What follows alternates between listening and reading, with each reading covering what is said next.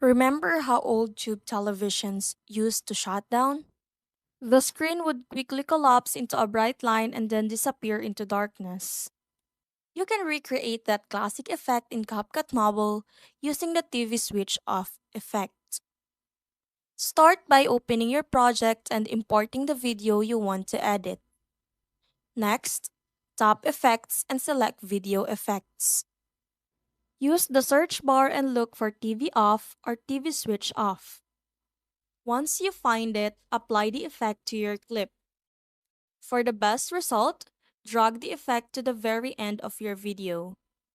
This creates the illusion that the TV is powering down right before the video ends.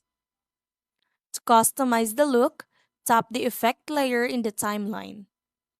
You can adjust the intensity to make the shutdown effect stronger, increase the speed for a faster screen collapse, or add chromatic aberration for a retro television feel.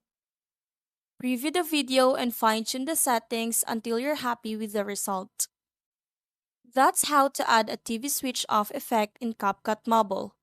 It's a simple but effective way to create nostalgic intros, cinematic endings, retro edits, and old school television transitions.